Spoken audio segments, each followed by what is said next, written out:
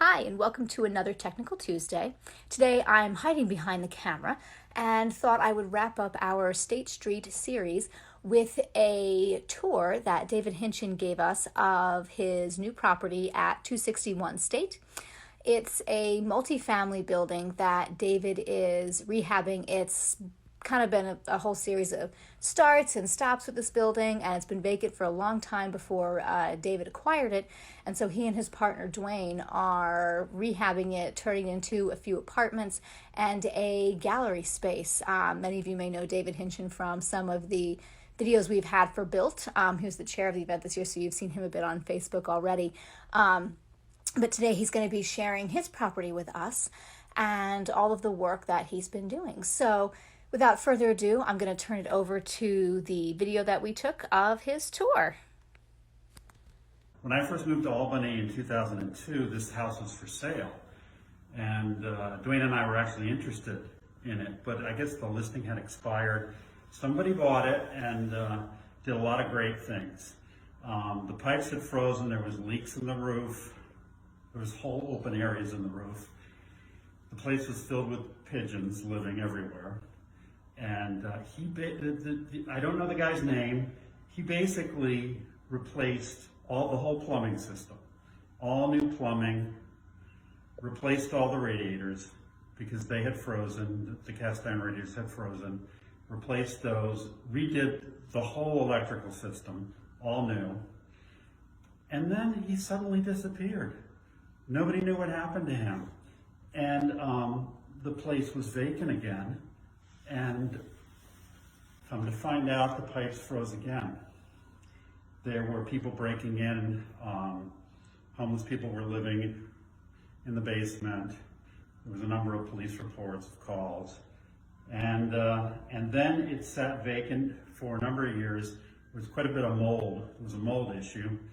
And then another guy bought it, who basically was looking to flip it. He was a developer from Queens, and he replaced pretty much all the sheetrock, took down all the moldy plaster, a lot of the lath, some of it he went over, but most of the walls and ceilings were replaced. Then he started to do kind of cheap finishes, vinyl flooring over rotted subfloor, just to kind of cover things up. He was trying to quickly get it together and to sell. He put it on the market, and it sat on the market for many years. And they kept lowering the price, but nothing was finished. The kitchens weren't finished or anything like that. And that's when we came in, and we've been doing a lot of the finish work. So we've been at it since March, but we're getting there. We're getting there. When we got the building, they had a plumber in here repairing leaks. Mm-hmm. Pipes had burst in particular points in the ceilings. So there were holes cut into all the ceilings. So we had to basically do all the ceilings and then replace. Then we replaced all the light fixtures with things that were appropriate. Some antique fixtures that have been rewired, others reproductions that look period. But this next room is what I spent most of the last 5 months on. This became my obsession. This, I believe, was originally the dining room in the house. It's actually going to be the living room of the first floor apartment. This is a 3-family building, and we're going to use it as such. So there's going to be 3 apartments, but the front space and there's space above that don't really work into the floor plans. I'm going to use that for a space to exhibit my artwork. Occasionally, maybe have openings and by appointment, things like that. So the front of this room when you first come in, yeah. Okay. This room, and then there's a space. There's another. What was the master suite above this that doesn't work into the floor plan. So that's going to just kind of be. So you're splitting this up. So this space back is a part of the rental unit. Yeah. This door will be. We put this door in. This was actually. I was going to say it looks newer. Yeah. My mother's house on Manning, the previous owner had a disabled son, and they had these doors made for the front doors. Wow. And when my parents bought the house, we put the original doors back, but these were so beautiful, I hung on to them. Turns out they fit perfectly in this space. I was going to say, they look like they were custom made for the space. Is it? Yeah, so eventually I was happy to find a use for them. So I'm going to put a faux stained glass film on them for privacy. But these will mainly be used for people to move in and out. This is actually going to be they have their own separate entrance. Okay, I didn't know there was a set of stairs that came upstairs. This will be their entrance here. I see. So they'll access the apartment down this hallway. Okay. This house was originally built for a Dr. Cox. Oh. So the architect, Alexander Selkirk, designed the house with the office as part of it. So this was the original. You can see probably saw this when you came in. I did. It said office Actually, it says office on the door. So we just kept this as is, and this will be the access to the apartment. Of course, we had a whole section of rotted floor we had to repair through here. Let's get these great little windows with little views of the Alfred E. Smith building, which is kind of fun.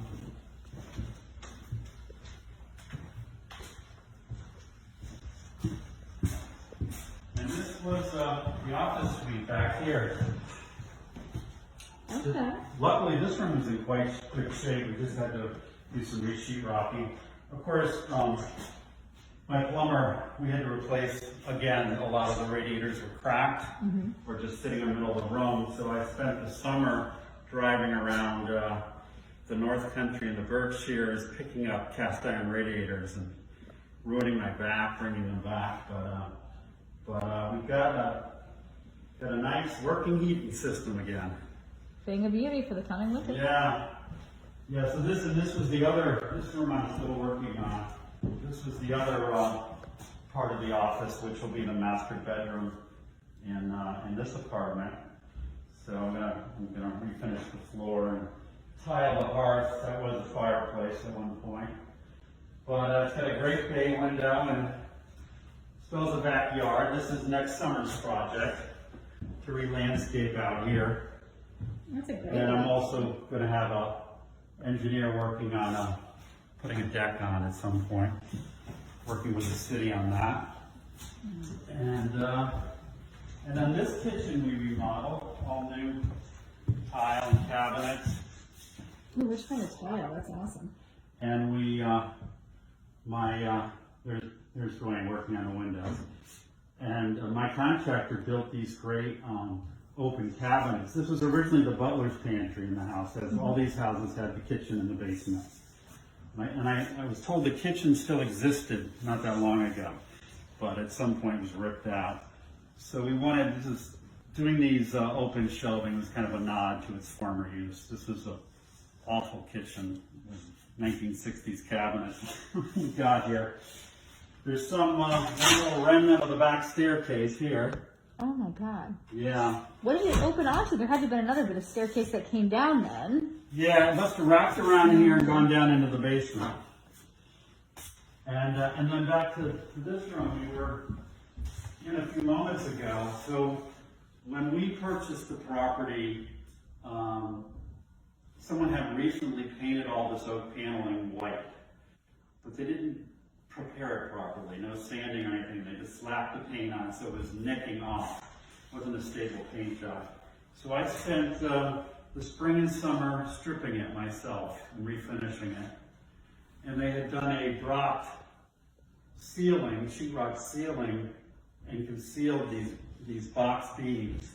So the sheetrock was screwed right into these beams.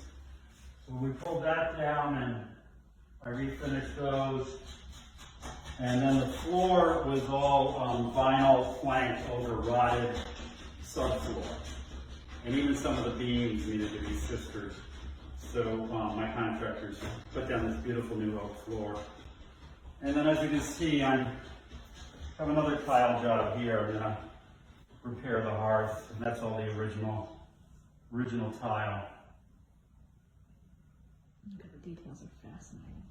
The firebox is completely rusted. I wire brushed the whole thing and refinished that. Good job. So we can take a peek upstairs if you like. That'd be great. So this hallway leads to the second floor apartment. So you can see what the flooring in that big room was this. I haven't replaced this yet. Actually, it's not as bad as I thought. Well, in the hallway it's not so bad. Yeah. It was all spongy because the subfloor was no good. This back second floor area is actually a 1931 addition. The original house was built in, I believe, 1897, something like that, 98. And at one point, I believe the second owner wanted to expand the second floor because the first floor, doctor's office, was only one story. So this was an addition in 1931. So this is the living room of the second apartment, which is, it's amazing. It's 24 feet long, and it's very unusual to find a room with windows on three sides in a townhouse. Get some great light. The whole house is very bright. And this was originally the library. Alexander Selkirk designed these cabinets when they did the addition. And it's now the kitchen for the second floor apartment. So how much are you charging me rent for this apartment? $1,550, including all utilities.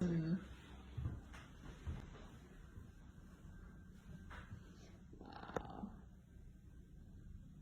This is amazing. We just, the crown molding was kind of destroyed, so we just put in this new crown. Still needs to be painted.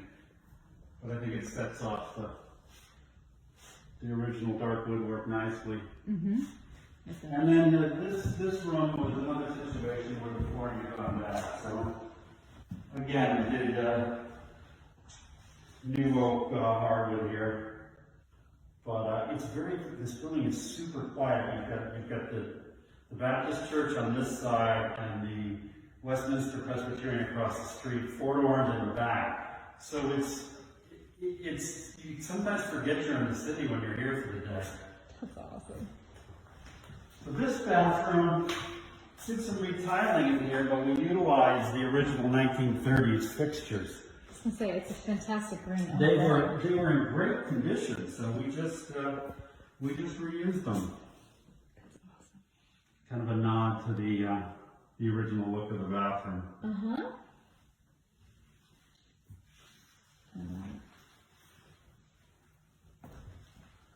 I love that you kept it. Most people wouldn't have, because it's green.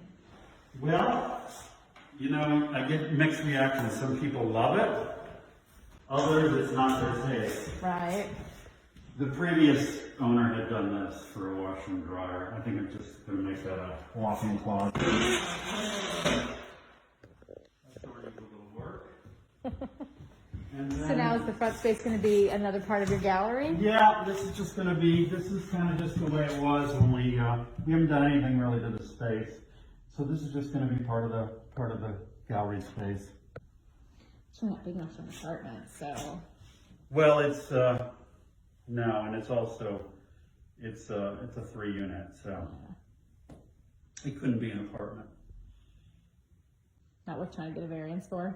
Not for this. I am going to try to get a variance for the basement. The basement is huge with super high ceilings. Ah. I don't know if you want to see that. It's Basements kind of a mess. Basements are the best part. All Definitely right, well then I'll take you down there. Basements and attics are the best part of the house. They tell you everything you need to know.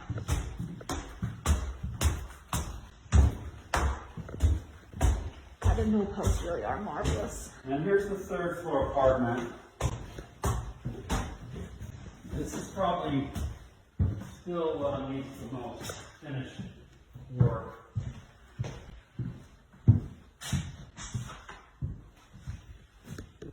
Here's the kitchen. I reused vintage 60s cabinets here. But again, it gets great light.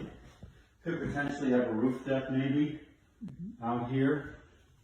It also has this great back hallway. And then the back end has back staircase down. That'll all be storage back in there. It goes around the side. Wow. Lots of closet space. That's amazing. So now that's the hallway above where the doctor's office entrance was. Yep, and then the long hallway on the second floor. So this was just kind of wasted space. We made a little pantry area. This apartment's nice because it has a half bath. Oh, nice. But this is one of my favorite rooms in the building. You just get incredible light.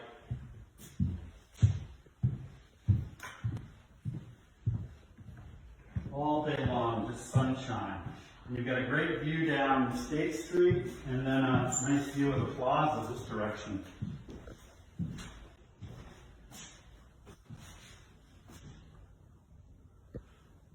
Oh my God, that's amazing.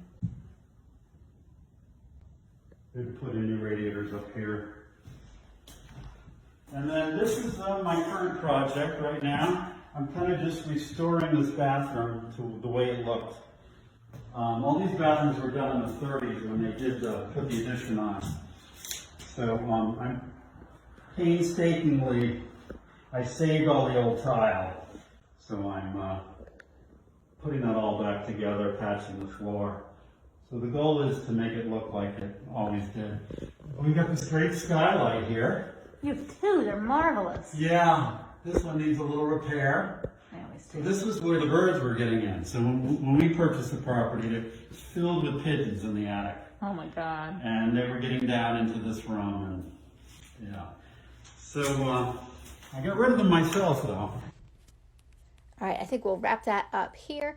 David does continue his tour into the basement, but I think 15 minutes is probably enough for today. If there's any interest in seeing into the basement of the house, where the service space is and some of the utilities and things like that, maybe we'll do a part 2, or a little bit more behind the scenes. But I think that's it for today, and I'll see you all again soon. Have a great week.